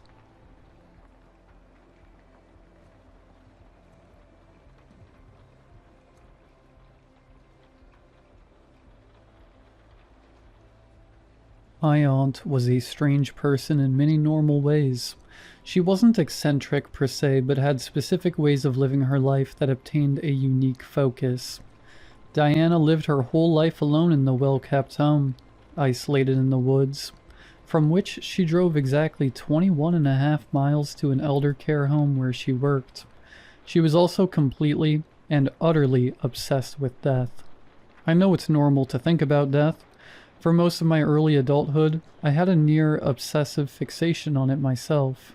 I would often lie at night, trying to fall asleep when the idea of my eventual oblivion struck me, startling me back to an existential terror that would put off rest for another hour, until my mind could calm down and settle back into rest. I would visit graveyards, some where I had no relatives or friends, just to passively experience that rest so that I could accept it more easily. It never helped. But my aunt's fixation was more extreme in proximity and reaction. My episodes could be calmed down, my mind distracted, but Diana lived around death. According to my family, her father died while she was still in our grandma's womb, and then she grew up and around several failed pregnancies before my mother was born, which made our grandmother even more stressed and unstable. Diana was 15 by the time my mother entered the picture, which, according to Mom, further isolated them. When my mother was only 2, Grandma had a heart attack in front of her and her sister. Diana stood stiff as a board, unable to do a thing. My grandmother grew paler and paler, writhing on the ground as if she were a deer struck by a truck. Diana stood there frozen in a motionless, tear-streaked panic until her shock faded and 911 was finally called. But it was far too late for the doctors to do anything. My mother only really remembers staring up at Diana, shaking slightly, her eyes bloodshot in terror. By the time my mom had memories, her sister had gone off to college, then medical school, then finally into elder care, to only be seen again on holidays and funerals, more consistently appearing at the latter. The main time my mother ever saw Diana was when she was crying profusely at the funeral of every single friend or loved one in our small town. Without failure, Diana would show up, well-dressed and outwardly grieving, and be allowed to enter and sob profusely throughout the whole funeral, leaving just before the final prayers were done, never to be seen or talked to until the next one. According to those who saw her driving away, Her eyes were still waterfalls coursing down her pale face. The families would often only know her by association with my father or mother, and she would have rarely even met the person to whom she was pouring her grief out. My mother guessed Diana was so afraid of death that she attempted a harsh form of exposure therapy, and my father, who had only met her at a single Christmas party, guessed she loved the attention and environment of grief. It was this strange, transitory relationship that I had with my aunt, made up of vague memories at Thanksgivings, Christmases, and those dreadful days where we all had to dress in black. She always stood at the edge of whatever gathering we were at, so odd that even we kids noticed it. My cousins joked that she was scared of everything, couldn't stand to even look people in the eye. I tell you all of this to try to give context to what happened last week. My Aunt Diana had passed away, apparently from some sort of heart condition, and left her home and everything within to me. Someone who's spoken to her perhaps twice. I was so taken aback, as was my mom, dad, and sisters. My sisters joked she left her home to me because I was the one she hated the least, due to them pranking her with a whoopee cushion one Christmas. But I was strangely unnerved. I don't know how to explain it, but I felt like a fly taking a first step on a spider's web, rather than a simple notary. I wasn't able to head out to my aunt's place until last Monday due to my work. Pediatrics is hard to get covered. She moved away from our hometown and into the mountains, to a cluster of isolated communities in the Appalachians, to pursue her dreams of being an elder care specialist. Her own home was part of a rural sort of neighborhood, houses separated by patches of woods, but still close enough to be within walking distance of other houses. I was surprised by how gray it was, how plain. I briefly wondered if it would be worth it to just hire someone to go through my aunt's stuff, but my paycheck disagreed. I would have to catalog what was left of my aunt's life myself. Getting inside, the interior matched the exterior in dreariness. The living room only had a couch, a glass table in front of it, and an old analog TV sitting on a shelf. But on the walls, there was a myriad of paintings. Some were those old medieval depictions of the Black Death, others were depictions of hell, and others were just strange depictions of skulls, skeletons, and angels descending upon dying men as saviors.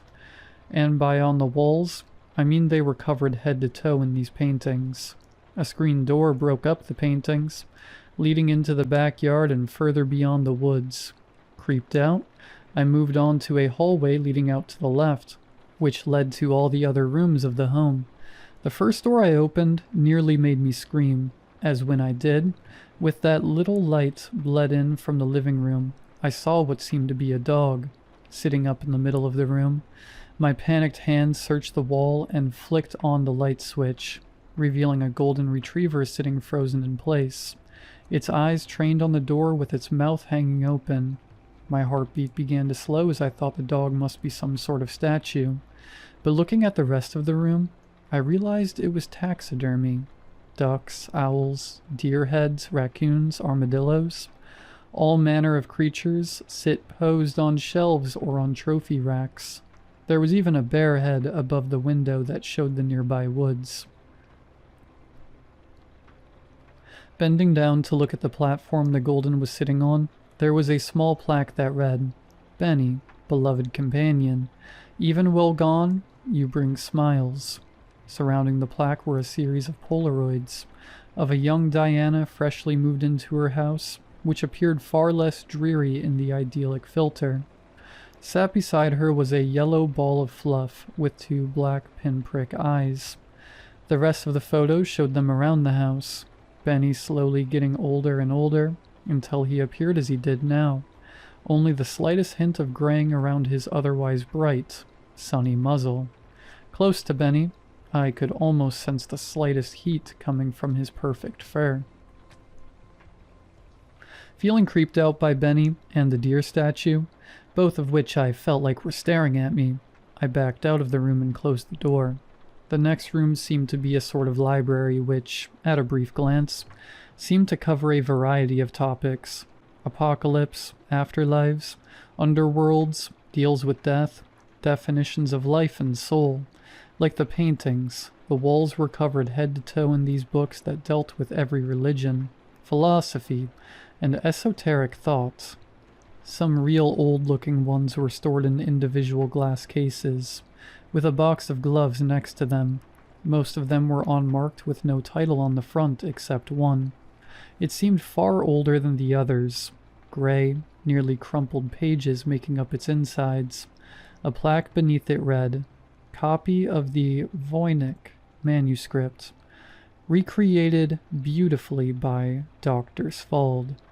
Leaving the library, I felt less creeped out than when I left the taxidermy room. The next room down the hall had a strange door frame, bending 3/4 up each side, and made out of some wood rather than the gray walls that surrounded the rest of the house. I laughed, joking to myself that she had a whole coffin put in her home. Opening the door, I was surprised to see I was correct. It was a wooden coffin, plain, bare planks inside. The whole thing of note was the shelves installed in the coffin, containing around 30 VHS tapes, with the other shelves containing DVDs and a camera seemingly capable of making recordings on VHS. Immediately my interest was piqued, but I decided to clear the rest of the house. The next room down the hallway was the bedroom, which itself was mostly plain, besides a heart monitor and a fluid system like you would see at a hospital, next to the bed. On the nightstands there were old family photos of Diana and her mom, a couple of her and her home smiling at the camera. It was like I was staring at half-remembered ghosts, these people who resembled nothing of what they are now. There was also a bathroom, only available through the bedroom. The final room down that hall was the creepiest. The first thing I noticed was an angled roof, as if it were supposed to mimic a cellar. Little flowers, ceramic angels, and stars dotted the ceiling. On the floor there were various blankets, making the floor uneven. In the corner, with a little mobile hanging right above it, was a crib. A single baby doll sat in it, a pillow over its face. I barely got a step into that room before I backed out. The only other rooms of note were the kitchen and the laundry room, their openings sitting opposite the hallway that led to the rest of the house. However, no weird stuff in those rooms. But it was remarkably clean. No dishes left to clean or put up. The whole house felt so strangely neat and undisturbed, with only a tiny layer of dust on everything. The emptiness felt fresh. I had decided to stay at the house for a few days to go through her stuff, see about getting something done with her home, and finally go to a funeral which had, apparently, already been arranged. I decided to start with those VHS tapes in the coffin closet. Only 2 of them were marked, wrapped with a single red tape. I decided to go top to bottom and just get to those odd tapes when I got to them. I put it into the old VCR in the living room and plopped on the couch, eating some of the fast food I had picked up on the way over. My body was aching from moving my stuff in, and I mainly wanted to see if these were maybe work-related or yet another strange hobby of hers. The tape begins winding inside the machine, the screen coming to life, only to open up to more darkness. In the ambient buzz of the recording, I heard what I thought was strange, almost hiccuping breathing. But after getting a little closer to the TV, I realized it was sobbing. I had heard it a couple of times before, from the corners of churches and funeral homes. The camera peeked around the corner, revealing a bedroom you'd see in an elderly home. Cheap bed, nightstand with flowers, and a foldable feeding table attached to the bed. An old woman lay on her back, her mouth agape. There are these awful gasping sounds like she was using her whole chest to squeeze her lungs, just to get any oxygen in her. The sobbing got closer to the microphone, and I realized that whoever was recording this must be in the closet of the old woman's room. A coat rack becoming visible in the moonlight as the camera pushed the closet door open more. The old woman continued to make those awful gasping noises for another 30 or so seconds, at which point I had dropped my food and was pressed against the back of the couch, trying to get away from the screen. Then she stopped. The sobbing intensified for another minute, until I heard a high-pitched, electronic whine. The old woman's chest, which had seemingly decompressed and become empty, filled again. She took no breath in, but her mouth began to move with an alien, puppet-like movement. It is so dark and wet. I pull my hand away from the walls, and it feels like stone snakeskin. I hear a great rumble through the depths, like a snake digging in the dirt. The old woman's chest collapses and then fills up once more. I can hear the rough crackling of bone as her ribs reform into place. I claw at the end of a tunnel, knee-deep in liquid. I hear it from the way I came. It wants me to dig. I am so afraid. Can anyone hear me? The corpse's chest collapses for the last time. The person holding the camera gasps quietly, pauses for a moment, and then begins sobbing again, this time far more violently. This went on for another 10 or 20 seconds, and then the tape ended. The words burned into my mind like a tattoo, horrid scars on my mind. I was shocked into terror then, and I am still shaken. Was this some near-death experience? The words were so clear, so awfully clear as they rasped out of her dead throat. I had to simply sit there for maybe 10 minutes, trying to collect myself and bring my heartbeat back down. The house now felt both far more empty and far less so, the woods outside painted in moonlit black, beyond the living room's lights, becoming far more oppressive. I could almost twist the branches into crooked figures, lingering, watching my terror.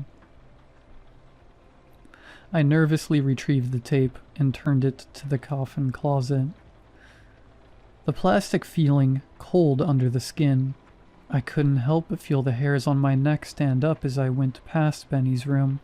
I decided against further exploration of my aunt's haunting and potentially criminal videos and decided to sleep, making sure to lock all the doors and try to cover as many windows with curtains or even blankets. Thankfully, her bathroom is actually quite nice. The warm, consistent current kept the thoughts of death away for at least a little bit, wrapped in the soft embrace of water. I closed my eyes for a second and was struck with a sudden, explosive sensation. Someone was in the bathroom with me. At least I felt it. I peeked around the curtain, seeing nothing in the steamy room, yet the feeling persisted. I couldn't shake the feeling of being watched. My spine was electric with the sensation. I tried to finish bathing, but I rushed through and got out quickly.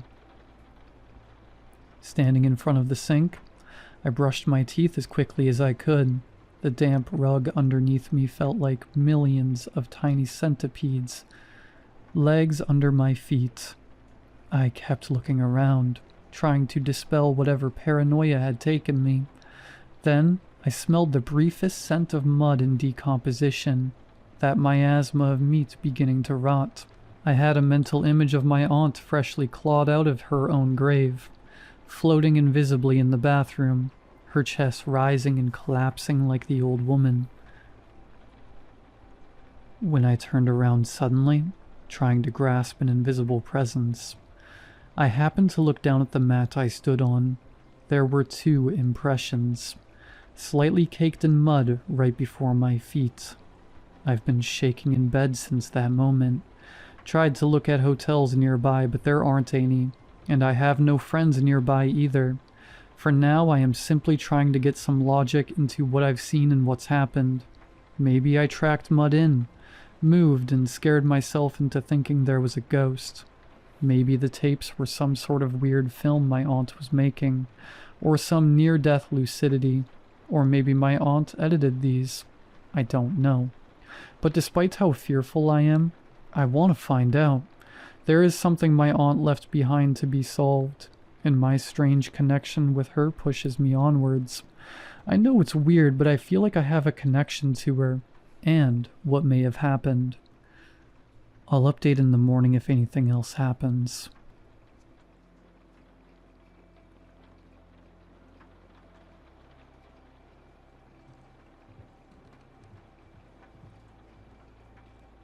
I knew the place had a past.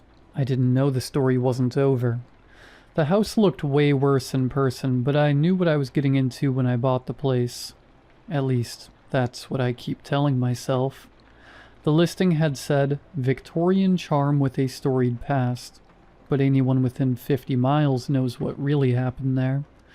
I wasn't trying to hide it.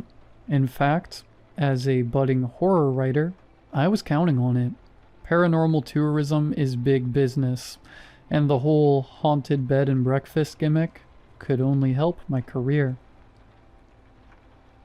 I got out of my car and looked at the house, one of 6 aging Victorians. It stood beneath towering live oaks, with Spanish moss swaying like ghosts in the humid breeze. Locals called them the Sad Sisters, remnants of a small town that never quite took off. Too far inland, too overshadowed by Florida's coastal allure. And then came the 1985 mass murder, the final nail in its coffin. Perfect, I thought. My plan was simple. Move in with my cat Ellie, make the necessary repairs to pass inspection, and start taking reservations for the Good Morning Inn by Halloween. I even had a horror author YouTube channel set up to document the journey. This place was going to make me a name. I flipped on my phone's camera and gave myself a once-over. Eyes big and bright, wide smile, energy up. Showtime. I hit go live. Welcome to my newest, creepiest, most ill-advised decision yet, I said, turning the camera toward the house. Say hello to the future site of the Good Morning Inn, and possibly my untimely demise. I drew out morning with a playfully dark edge, lowering my voice for dramatic effect. My fans love this kind of stuff. The day was sunny and bright, so when I opened the front door, I felt like I was staring into a dark void. All the windows had been boarded up since, well, 1985. I carried Ellie's pet carrier into the foyer. She pinned her ears back and growled. "Oh hush, you're gonna love it here," I said, doubting every word. I put her carrier on the floor and unzipped the flap. She sat back in the corner, refusing to come out. I couldn't blame her. The air felt still and heavy, like the house had been holding its breath for decades. My phone buzzed, an apology from the movers. "Your delivery's been delayed until Monday." Great. I had a cat, a duffel bag, a half-charged phone, and an empty murder house. I wandered into the kitchen and flipped the light switch. Nothing. I groaned. Apparently, the electricity hadn't been turned on yet. Just then, the front door clicked shut behind me, leaving me standing in near total darkness. I heard Ellie growl in the foyer. "At least you've got night vision," I muttered. That reminded me about Ellie's pet cam. It had night vision too. As strange as it sounds, she has her own TikTok channel, and somehow way more followers than I do. No idea why people love watching a cat wander around with a camera strapped to her neck, but the likes and shares help pay for her food and vet bills. So who was I to judge? "Come here, Miss Ellie," I said, gently coaxing her out of the carrier. She wasn't thrilled, but she let me clip the camera to her collar. The moment it was secure, she sniffed the air like something offended her, then slinked off down the hall. I propped the front door open to let in some light and took a look around. Dark wood paneling lined the foyer walls. An old chandelier, draped in cobwebs, hung motionless above me. To my right, a grand staircase twisted up into sinister-looking shadows. Still, I could see the potential. Cleaned up, restored, it would be gorgeous. Moody, atmospheric. Just enough haunted charm to thrill the guests without driving them away. Exactly what I'd imagined. Exactly what I needed. I couldn't wait to show my fans the place. I smoothed my hair, took a deep breath, and started recording. And here we are, guys. Murder House, Day 1. I pulled an exaggerated, wide-eyed yikes expression, then swept the camera around the foyer, down the hallway, and up the shadowed staircase.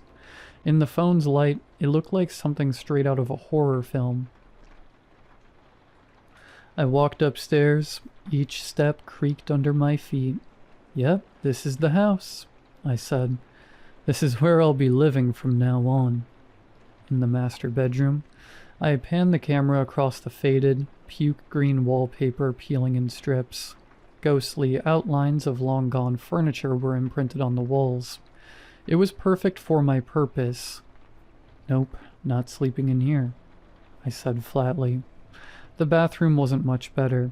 The toilet and sink were both rust-stained, and the mirror above them was coated in grime. A dull film warped my reflection into something blurry and wrong. I zoomed in on my face, widened my eyes, and let out a theatrical shriek. Inside, I smiled. They were going to love this. There was another bedroom down the hall, somewhat cleaner, with bright yellow walls. "I guess this is the room I'll sleep in," I said. At the end of the nearly pitch-black hall was another door, shut tight. I didn't need a floor plan to know what it was. "This is it," I whispered. "This is where it happened." I turned the camera on myself and tried to look terrified.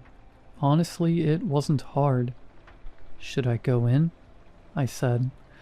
"I'm sort of freaking out right now." I flipped the camera back around and showed my hand on the doorknob. Slowly, I twisted it. The door creaked open inch by inch. "Here we go. If you never hear from me again, please call the cops." I stepped in and was hit by a wave of foul air. Not just stale, like the rest of the house. Something worse. Sour and deeply unpleasant. I held out my phone to light the room. Instantly, goosebumps rippled across my skin. My breath caught. For a moment, it felt like my heart stopped. The room was empty, but the walls, once covered in whimsical children's wallpaper, were stained and splattered with old, dried blood. My jaw dropped. A cold flush of reality hit me. Suffocating. This wasn't a setting for a horror novel, not an aesthetic for thrill seekers or ghost hunters. This was where it had happened. Not a story, not fiction. Real lives, real death. "What the?" I blurted. "They didn't even clean it up?" The truth hit me hard. This wasn't some haunted B&B fantasy. It was still a crime scene. And now I was living in it. I turned the camera off. I needed out, now. I bolted down the stairs and into the sunlight. What the hell had I gotten myself into? I stood outside for a long time staring back at the house. "Get a grip, Joan," I told myself. "Isn't this exactly what you wanted?" A smile tugged at my lips. Yes, but that didn't mean I wanted to spend the night inside. I had made up my mind. Grab Ellie, drive back to Jack's, and hole up in a hotel until I was ready to tackle this adventure. First, I just had to get her. The sunshine gave me a little courage. I marched back inside, wedged the front door open, and started searching. I called her name. Nothing. I checked every room, upstairs and down. No cat. Where the hell could she be? My gaze drifted to the one place I hadn't checked. The bathroom door. Still closed. No way she could have gotten in there, right? I had to check. No way was I leaving without her. I stopped in front of the basement door, phone flashlight in hand. With a deep breath, I eased it open. A steep, narrow staircase disappeared into darkness below. Carefully, I started down the steps. "Ellie?" I called. My voice sounded small.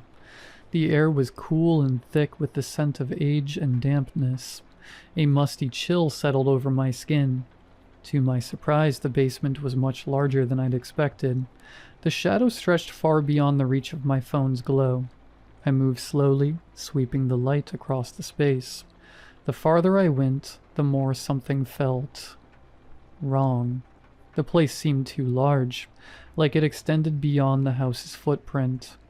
Weird, but hey, incredible bonus for the B&B, right? Ellie, are you down here? I called. Ellie, come here, kitty. Meow meow. Silence. At the far end, I stopped in front of a solid concrete wall with a door embedded in it. A door? Down here? Curiosity pushed aside caution. I reached for the handle. Locked. I gave it a shake, but it wouldn't budge. The longer I stared, the more unsettling it felt. Why was it here? What lay beyond? And why did it feel like it wasn't meant to be opened? Just then, my phone buzzed. Notifications poured in. Tons of new comments on my channel. I couldn't resist. I tapped to check. Oh my god, I love this place already. It's so creepy. Dude, do not go down in that basement. Joan, please tell me you're not sleeping here tonight. There's definitely some bad juju in that house. Where's Ellie? I want to see the kitty cam. Yes, the pet cam. Why didn't I think of that earlier? I tried to open Ellie's cam, but the screen just spun. No video. Only the audio came through. A burst of static, then kibble crunching. Ellie eating somewhere. But the sound was cut off abruptly, replaced by a low, tense rumble in her throat. A growl. A long second passed, then creak. The unmistakable groan of a floorboard. My pulse spiked. The audio feed crackled as if something jolted the mic. Ellie's growl turned frantic, building into a hiss, then scampering paws thumping hard and fast against wood. She was running, not toward me, but away, deeper into the house. The audio dipped, muffled, like she'd plunged somewhere enclosed. Faint thumps echoed behind her, heavy and deliberate. Footsteps. I froze, staring at the locked door in front of me. The feed grew echoey, damp-sounding. Basement? How? A skittering stop, then frantic scratching. Meows turned to yowls, high and desperate. Claws on something unyielding. And those footsteps? Closer now. Slow, heavy, leather creaking. The audio erupted into chaos.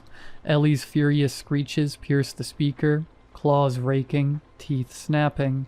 A low guttural yell cut through, male and ragged, grunts of effort. The mic shook with thuds and scuffles, like a fight in the dark. Then a sharp hiss of static.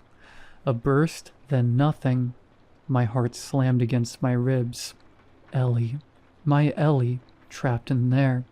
With whoever that was. I leaned in, ear pressed to the door. Silence from this side, but the app, dead air.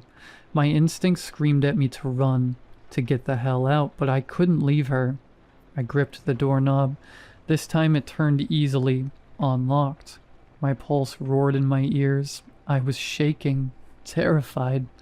I pushed the door open. Total darkness. A black hole. I reached in with my phone, trying to catch some of it in the light. My breath caught. A tunnel, dirt floor, dirt walls. Rough, uneven, like something dug it by hand. Ellie? I whispered. Mommy's here. Come on, girl. We need to go. Meow meow. Nothing. Only silence. I stepped inside. The air hit me. Musty, foul, and something worse. A thick, sour stench. Sweat. Decay. Ellie? My voice cracked. Then, something pressed down on the back of my neck. Cold. Heavy. A hand. I froze. Couldn't move. Could barely breathe. That awful reek filled my nose and mouth. I gagged. My stomach heaved. A voice rasped in my ear, low, rough, full of hate. My tragedy is not your entertainment. I didn't think. I didn't breathe. I bolted, raced up those stairs 2 at a time, phone clenched in a death grip. Through the front door into the daylight, if you could call it that. The sun was already sinking behind the trees, the yard awash in long shadows. I ran straight to my car and slammed the door shut, locking it behind me. For a long time I just sat there, shaking, my heart hammering so loud I could barely think. I kept glancing at the house, at that open door, at the windows, dark as eyes. I don't know what I heard down there. I don't know what just happened. All I know is that Ellie's still inside, and I'm not going back in there alone. Not tonight. The sun's going down fast. I'll stay in the car for a bit, try to think, figure out what to do. If anyone's watching this, if you know anything about this house or that door, or whoever the hell that was, please tell me. I'm scared out of my mind right now.